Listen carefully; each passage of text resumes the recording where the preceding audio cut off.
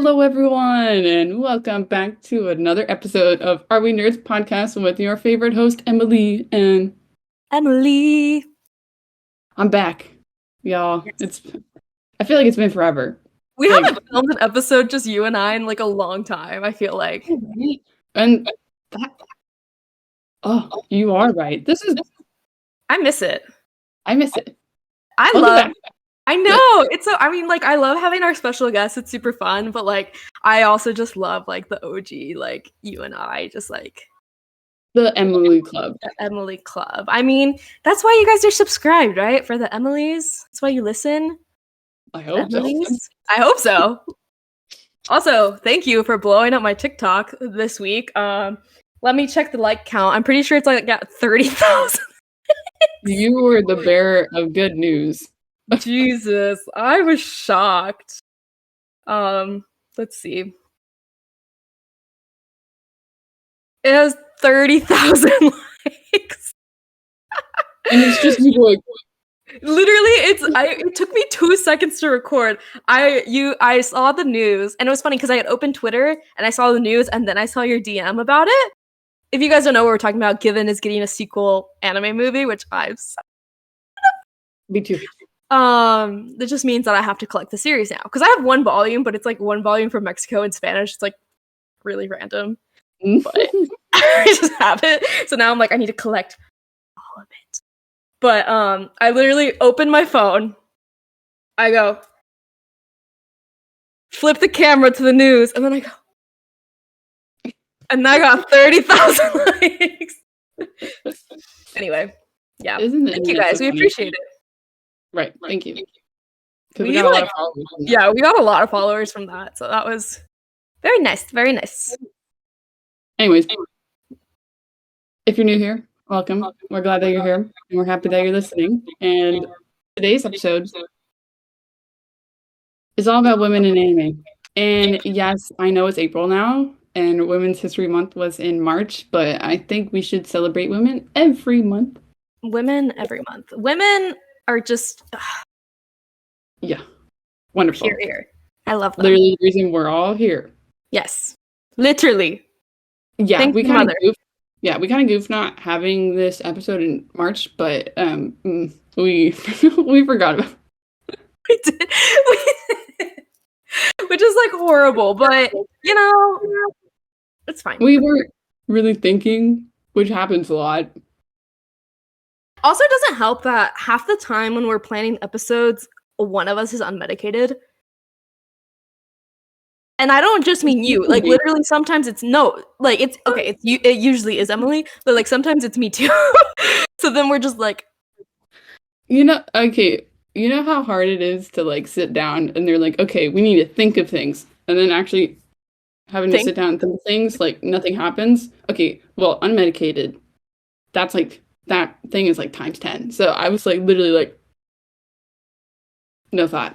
I'm surprised we even had a March schedule because I literally had no idea. But not to toot my own horn, but I made the April schedule because Emily was like this when we were doing the like when her and I were talking about it. She was like, brain, no thought in my little brain, and I was like, we can do this and this and yeah. Anyway, toot my own horn. The Women in Anime episode, and you know, obviously this is going to be talking about anime directed by women. Women characters, obviously. Everything about women in anime. Manga that are women. Right. And there's some banger animes and like mangas that are written by women that I know that you and I both really love. Anime written and directed and created by women, and manga too. I know you and I both really enjoy some series that we're going to be talking about. And when I say really enjoy, I mean really. Most of my favorite series are written by women. So I'm excited to talk about it. So let's just get right into it with the important question, as in, why is it important to talk about women in anime?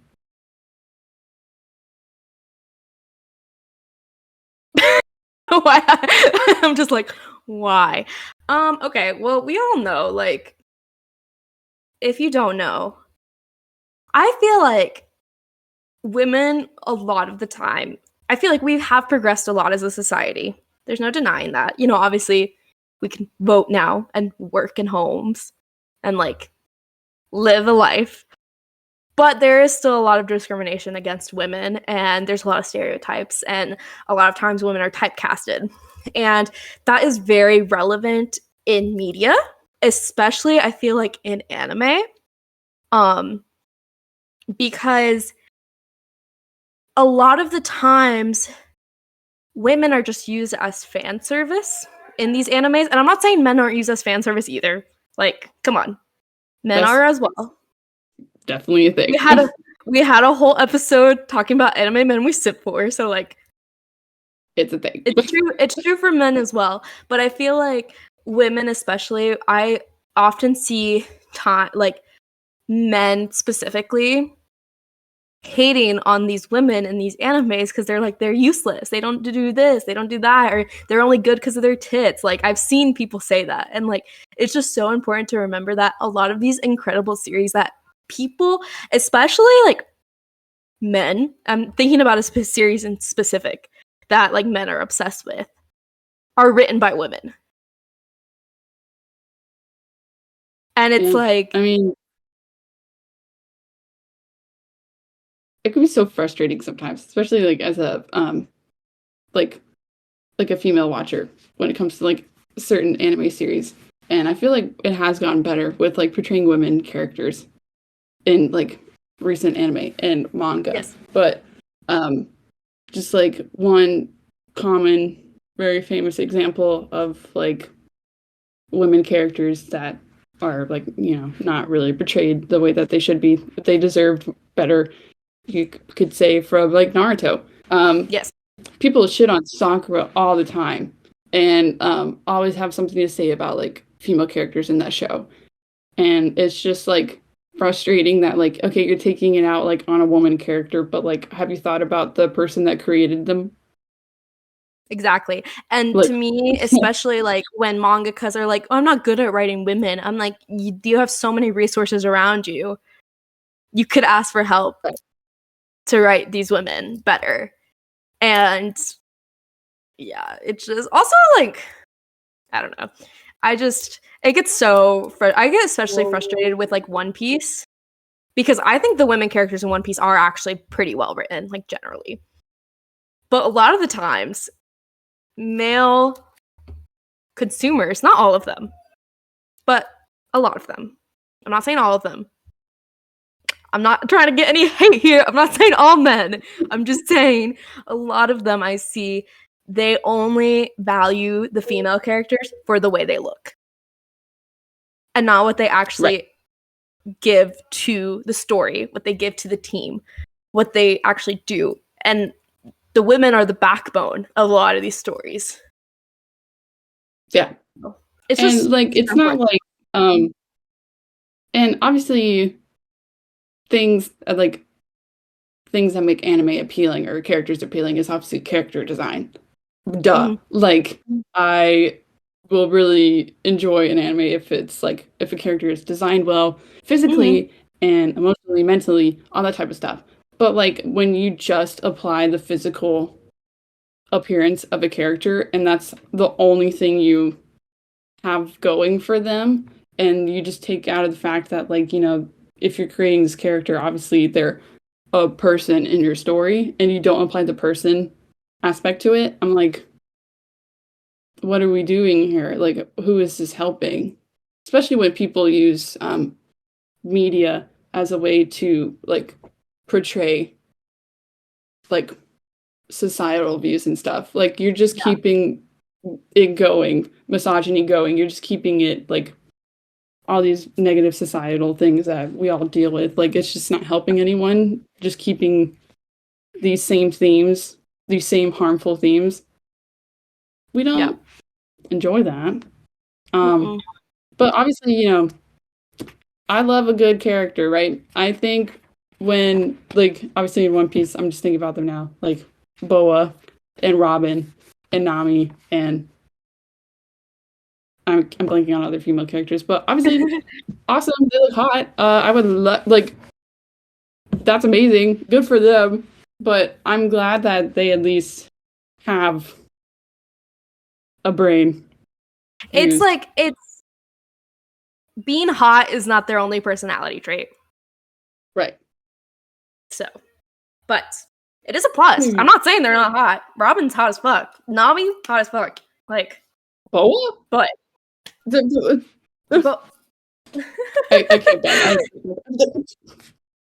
honestly the reason I decided not to cosplay Boa, because I can't. Also, I feel like my boobs are just not big enough. But also, it's like funny sometimes, like with Boa though, like her just being obsessed with Luffy. I'm just like, that's so funny. But she's still on her end, like a strong female character, and like will literally like turn men to stone. Like, yeah. How could I, as a female watcher, not enjoy watching Boa turn men to stone? Honestly, with the whole thing with Boa, it has an underlying theme to it, because these men are just obsessed with her looks that they don't even think about how strong she is, and then she literally turns them into stone.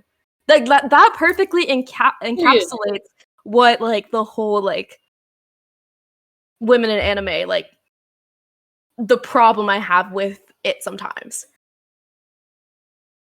Right. Which is like just people only take them for their physical appearance, when it's not just that. I feel like we have gotten a long way with it, but it's still not perfect. But it has come a long way. Yeah. And with some of the directors and, mangakas that we're going to be talking about, they've done a really good job. And I think we should get right into women directors in anime. Yes. Because there are some on there where obviously we had just discussed about like a fan service, but it's still well-written characters. Or like just amazing anime like stories that I've highly enjoyed. Some of these I didn't even know. I'm like looking at this list. There's some pretty good ones on there. Like the first one, I'm going to what is this? Screen Rant one. Screen Rant, yeah. Shout out to Screen Rant. Free. Yeah. Iwatobi Swim Club. I literally the grip that the outro song has on Dana and I, like, we'll be doing the dance thing all the time. But also just the character design of Free is so good. And fan service, I will say. I mean, it's very muscular, attractive men in swimsuits. I can't deny. But I'm going to be talking about them when they're in college. Not high school. Okay. It's just such a good series. And I just love the character development. And I'm glad that, like, as a director, they allow, I feel like in anime, like all anime, they're better at allowing male characters to have feelings and portray their feelings. And Free, I think it does it really well, and it shows a good emotional scale and side that men face in their sports lives, and I really enjoyed it, and I love everything about Free. So check it out. Really good sports anime. Trisha loves Free. I hope you guys enjoyed Trisha on the episode last week. I had a lot of fun recording with her, but she loves Free. Next one that is directed by a woman, A Silent Voice. An incredible. This is actually the first anime movie outside of Ghibli that I watched as an adult, and I love this film so much. I have the whole manga. It's so critically well acclaimed for a reason. It just hits you in the heartstrings. Like, the great thing about it is, like, the main character isn't even a female. Like, one of the main characters is a female, obviously, like the second, but like the one that the story focuses around, it's a guy. But he's so well, like, his story is so well encapsulated in this film, and it's directed by a woman. So that's why I'm like, the opposite gender can portray the opposite gender in a way that is done well. So you not being that gender is not an excuse to not portray these characters well. Yeah. And A Silent Voice is just like perfect. It was just perfect. Like I love that film. I loved the ending scene of when all the X marks are just fading away, and then he just has that moment where he's like walking through the school festival, and it just all hits him at that moment, and he just lets it out.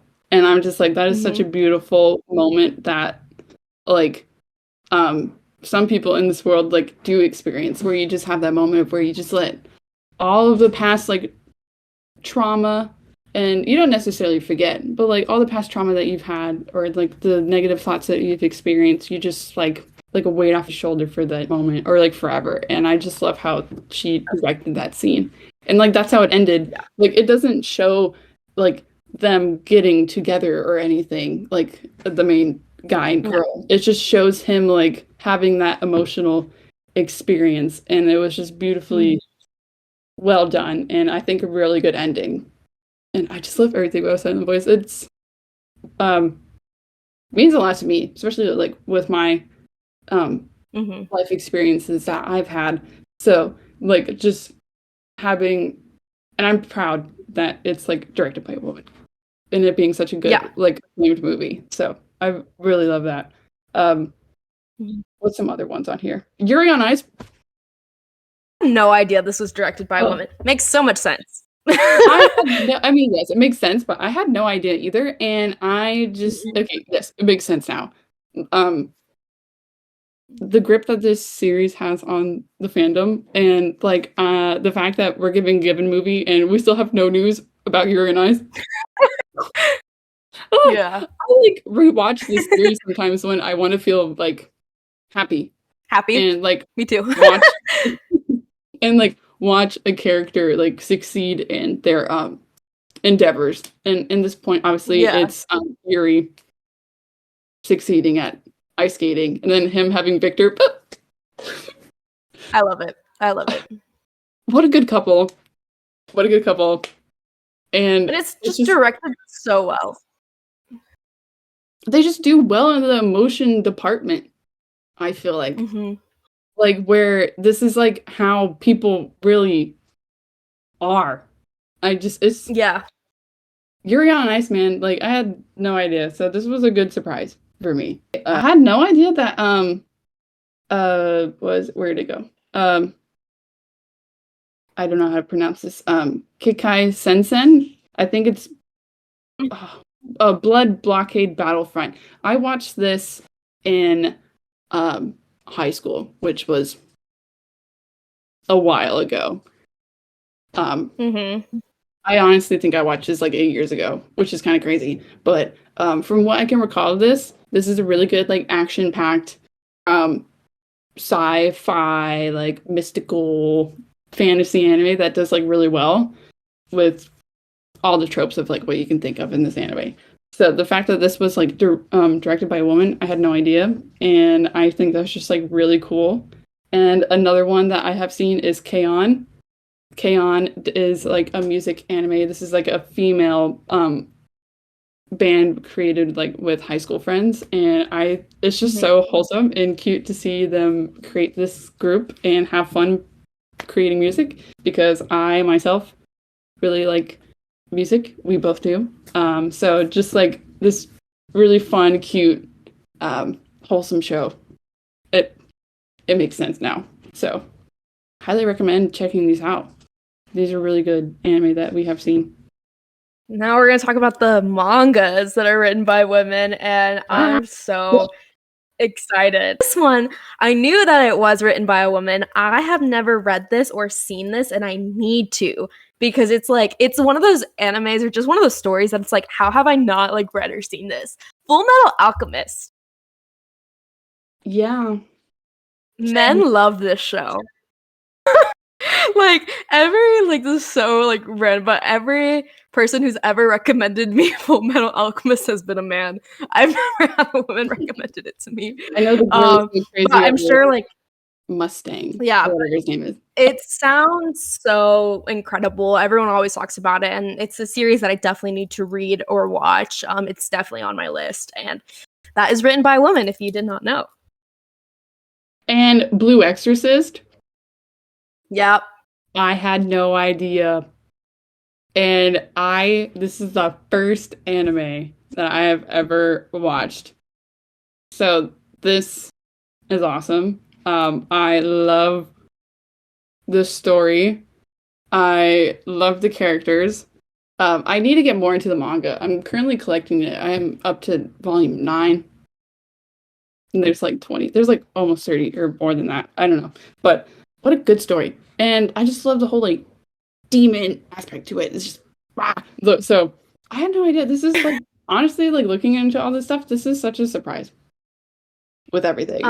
This next one is not a surprise. I knew this because it's my favorite series of all time, Inuyasha. Yes. Rumiko Takashi is such a good writer. Also, one of her series is getting a season 2 of the anime. I had no idea it even had a season 1. So I have to check that out because I love her and her series so much. But yeah, like Inuyasha, oh my gosh. The female characters in Inuyasha are so well written, but also the male. Like every character is just perfectly written. Their arc is just fantastic. I love this series with all my heart. We all know this. Inuyasha. You can watch our Inuyasha episode to get more in depth of our thoughts and reactions to season 1, because it, like you said, written by a woman, really well developed and written characters, from what I know from season 1. But and like Kagome, she's a badass female, like solid main character. What I love about the females in Inuyasha and why they're so well written is they are their own character outside of their male counterparts, and their male counterparts honestly could not function without their female counterparts. Anyway, she's bad. Bow and arrow, everything. Oh. Wait, can I talk about this next series? I'm sorry. This is like another one of my favorite series of all time. You already know. Noragami. Written by two women. Bam, bam. I freaking love Noragami. It was one of the first couple of anime I've seen. We have to do an Noragami episode. Yeah. I do want to rewatch it. And I do want to like pick up from where it leaves off in the second season. Y'all, write to Studio Bones. Beg them for a season 3. Mob Psycho is over. Huh? I said Mob Psycho is over. And Studio Bones was doing Mob Psycho. So they have some time now. Because they're not caught up with Mob Psycho anymore. So Noragami. We want it. We want it, y'all. We're pleading. I like the day that Noragami season 3 gets announced is the day that I will be sobbing the entire day of happiness. I love this series so much. I actually, if you want to pick up the manga, I'm just missing the last 4 volumes. I have the whole series now. Barnes & Noble, buy one, get one 50. Which was a crazy sale. We all partook in it. Yeah. So, yes. Crazy. But speaking of going on, we can go more in depth in her character because now we're going to go into some of our favorite female characters in anime, because these ones that we're talking about are like it girls for us, okay? It's just brah. So if you want to elaborate more on Kagome, I didn't know if you had like any other thoughts that you wanted to talk about on her. Just such a badass. I love her so much. She's such a badass. I have nothing but good things to say about Kagome, but also it just shows like the way she's written and like her emotional depth, the way she's just like always there for everyone that she cares about, and she understands like what people are going through in such a noble way. adore her so much. And if you want to know any more of my thoughts about Kagome, you can just go check out that Inuyasha episode. I adore her. She's probably my favorite female character of all time. What I like about her is that she doesn't let people step over her. And she doesn't let people sway her morals. Especially like the stepping over her, like, you know, swaying her morals. Yeah. Especially when it comes to obviously the enemy. Duh. But also the people that are like most closest to her. Like, she doesn't, like, obviously she cares for Inuyasha, right? And she wants to help him and like all of her friends and stuff. But she's not gonna let Inuyasha be the dumb human dog thing that he is, and like, you know, I love him. This is not me shitting on Inuyasha, okay? Nah, I love Inuyasha. I love him. But like, you know, sometimes we all know that he does dumb things, and she's just like, I'm not going to let that slide just because I like you, or something like that. Or like, you helped me in this situation. Like, she's like, I will beat you up. Like, sit. Yes. So I love that about her. Total 180, but like, one character that I really like, and I know that you really like, freaking Maki from, I was gonna say Chainsaw Man. What's Maki? Jujutsu Kaisen. And we're also gonna get a little bit into, or I know I am. I'm gonna get a little bit into spoilers for the manga during Shibuya arc. So, I'll let you guys know when we talk about that. But just from the anime and the beginning of the manga that's like adapted right now, and the movie, like, her being an outcast of her clan, but her being so like straightforward with like what she's trying to accomplish, and not letting people like shit on her, especially the people that are meant to care for her, like her family. Like, she's not letting that stop her from achieving her goals. And the fact that she literally can't see curses unless she's wearing her glasses, and she still is that powerful. She is that girl. Maki is that girl. And also, her character design is great. She fucking with her weapons. It's just also the way she like supports Yuta. Yes, is very like. I love it. I love her. I love everything about her. But what did it for me, y'all? I support Maki all the way. This is Shibuya arc manga. Spoilers now. You've been warned. When she freaking annihilated everyone in her clan, when I'm telling you, like, I just literally got chills. When I was reading, and like the art for Jujutsu Kaisen is so good. And just the way that he drew her in that like female, just big like of rage, and it just being so graceful and like silent killer vibe, and her just going with it. I was like, when I was reading it, I was like, this is going to be an it moment. Like, this is like really going to like be one of the main scenes that people are like, Jujutsu Kaisen's it. And the fact that it's a female character that people are going to be thinking and crediting Jujutsu Kaisen with that, that's amazing.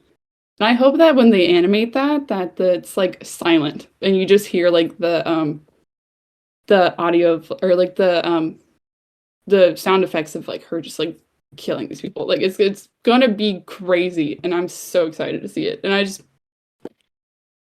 I support her 100%.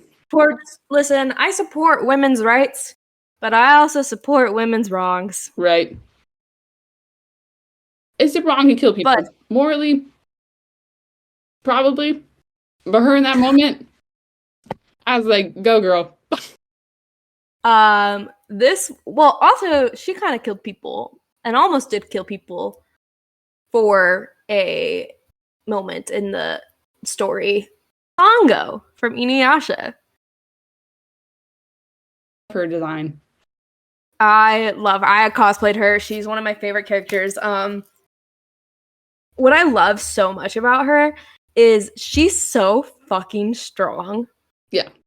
Like, fighting wise, her with her boomerang, she could annihilate people, and I love it. I love it. I am so for it. But also the way that her and Miriko's relationship specifically, I know you haven't really gotten a lot of it because you're only on season 1. I've watched the whole series, so the way her and Miriko's relationship develops and the way that she doesn't allow him, it's kind of like Kagome. She doesn't allow him to just do whatever he wants. And she's like, that was wrong. Why would you do that? And she holds him accountable. But at the same time, she's also fighting for her brother because her brother is under yeah, whatever, the villain. Her brother is like fully under his like in his hand. And so as much as she loves Miriko, she's also trying to save her brother, and she's willing to do anything it takes to save her brother. And she's just so strong, and I just love her. Just like having that like strong mental fortitude to like do whatever it takes to like make it her right, like the right thing in her eyes. Period. I love that. Same could be said for Mikasa and Attack on Titan. Like, oh my god, what a tragic character. But yes. So this is for probably gonna get into like final AOT stuff. But just her with all the things that had happened to her throughout the series, and just like, you know, her being different from the beginning, because everyone on Paradise was white, okay, and she has Asian features, she's like Asian, right?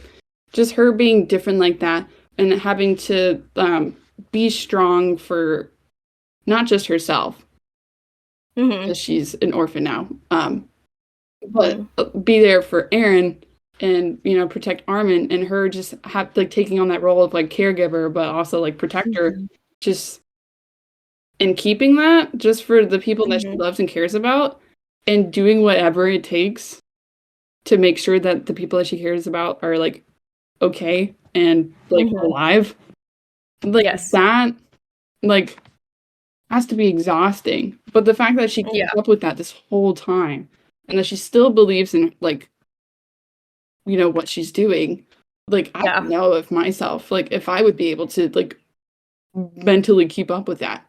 So the fact that she was able to do that, and then her having to like take down the person that she loves the most because that's like what he wanted, and that was like what the right thing was. Tragic. So just, and then like obviously she's so badass. Like she's like top of her class. She's like one of the best scout regiment Titan killers, and her just like swinging around and like cutting people down. Like she'll take down anybody or people. Like that's, I love her. That's crazy. And I really like the moment of her in the final episode part 1 that we just got, that just released, of when she's having that talk with Annie, and she's like figures out that Annie likes Armin, and she's just like still has that human like side to her, because people when they think about Mikasa, they're like stone cold, like, you know, she's just doing what she's doing for like for Eren's benefit and like his sake.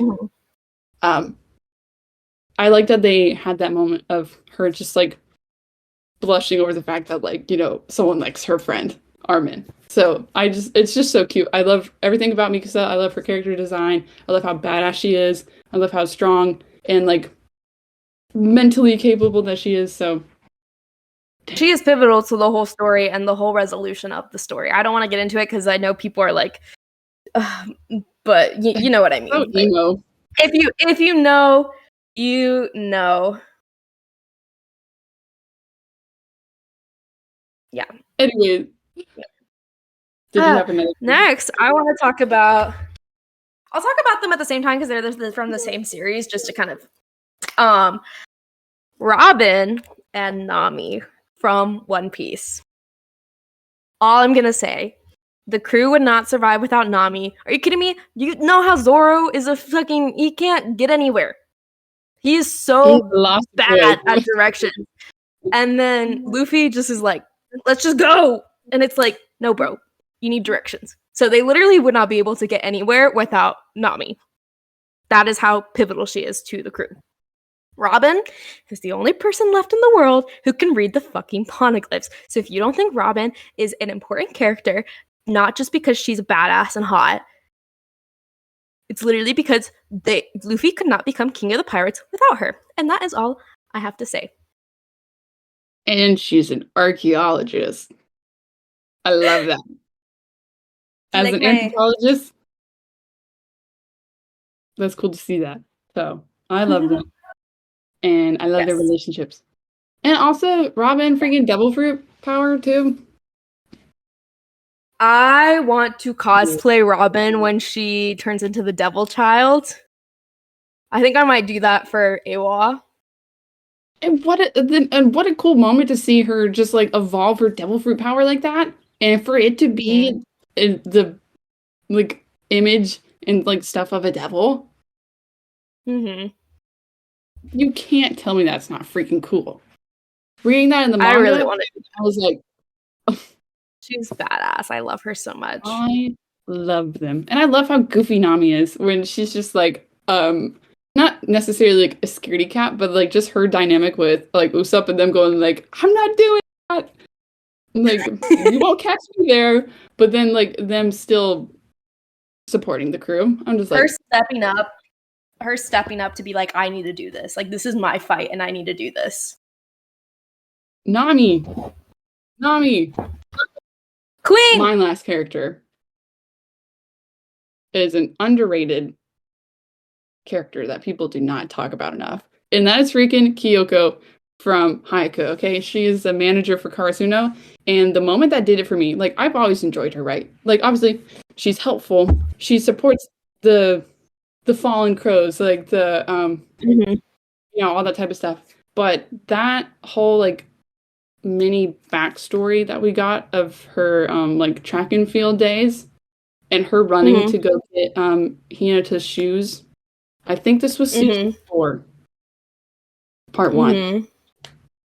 That hurdle moment and the way that it was beautifully drawn in the manga and the way that it was beautifully like adapted into the anime and just like that Kyoko moment, I was just like, she's the it girl. I was just like, I love everything about her, and people need to talk about her more, and I love her.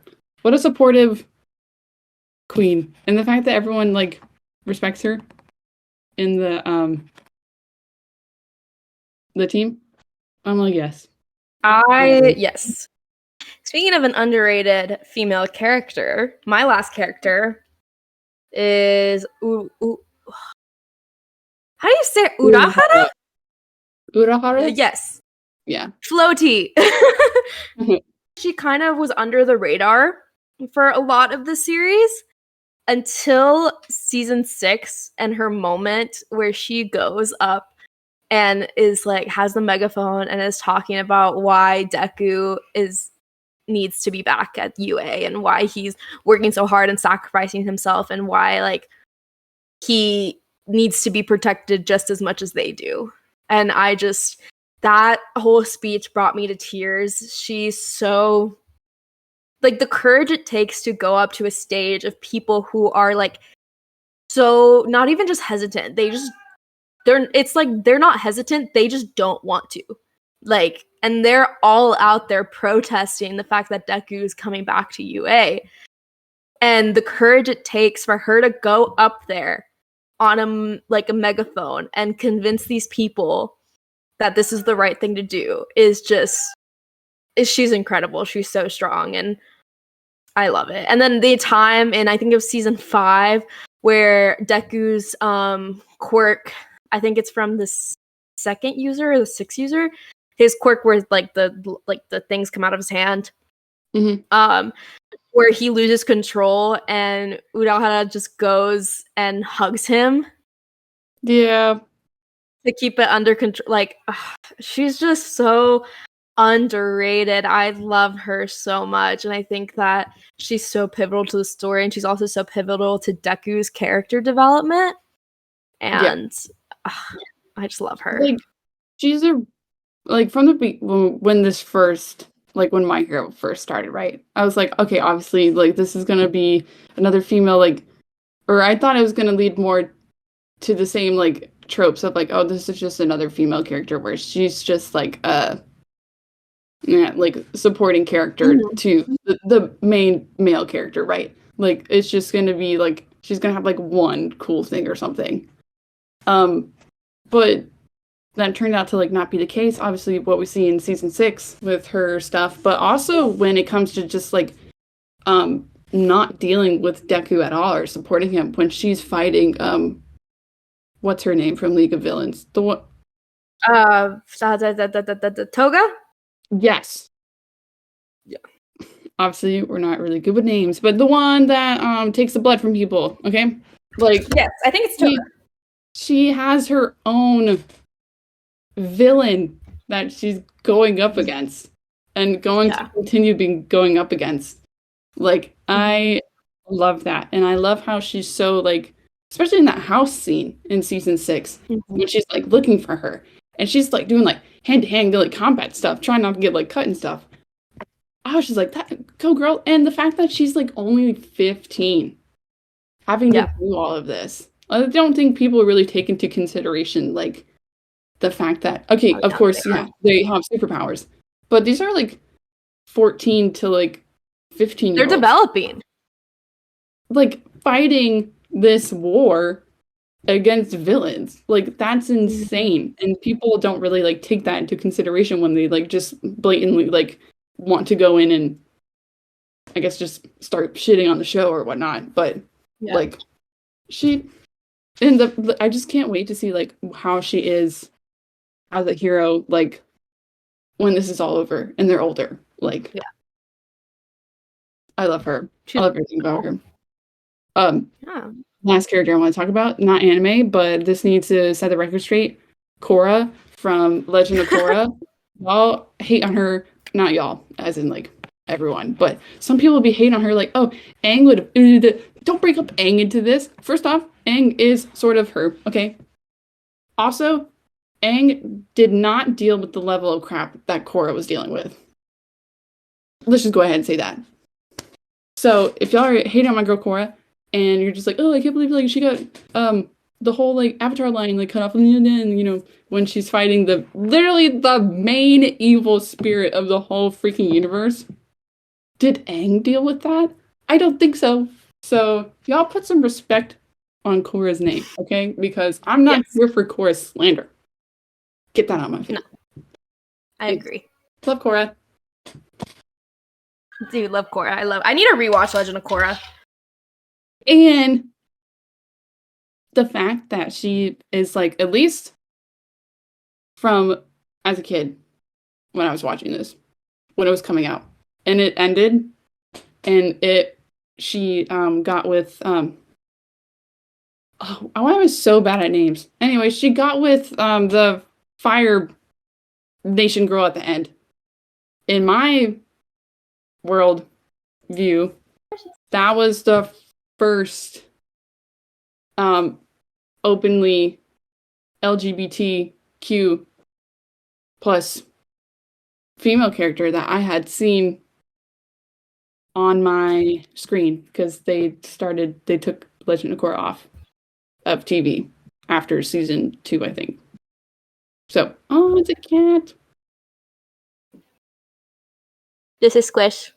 Hi, Squish. Squish, look at the camera. Oh. She purred, didn't she? Yeah, I heard it. That was so cute. She's an icon. She is our mascot.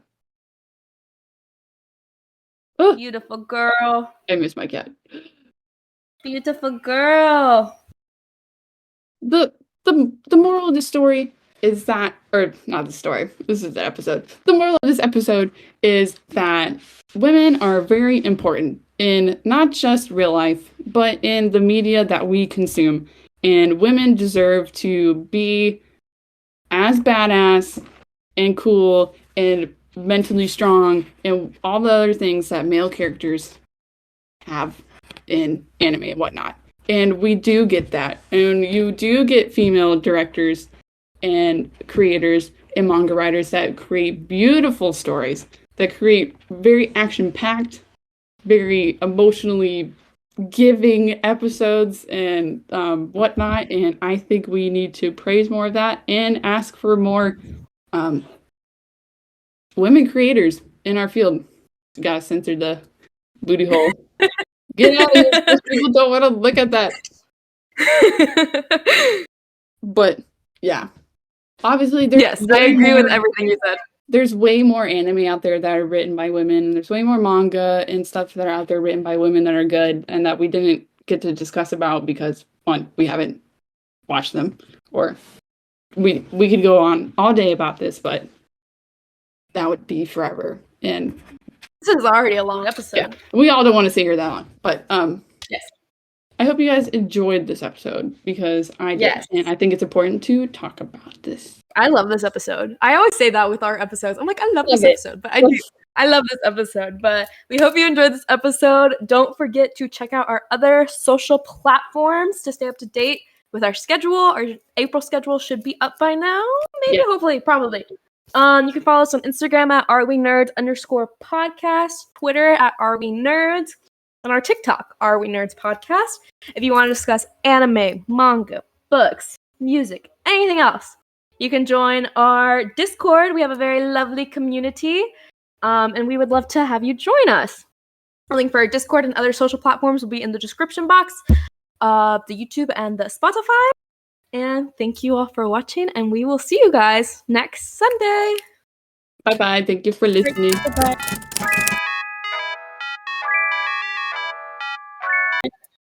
I don't... Well... This way. The other one. Emily, okay, now bring it this way. Yes, now bring it this way. Bring it to the end of your... But the thing is that it's inverted, so you're on the other side to where I wouldn't be able to do it when I'm viewing. This way? Okay, yeah, right there. No, keep it. More that way. More. There. Heart.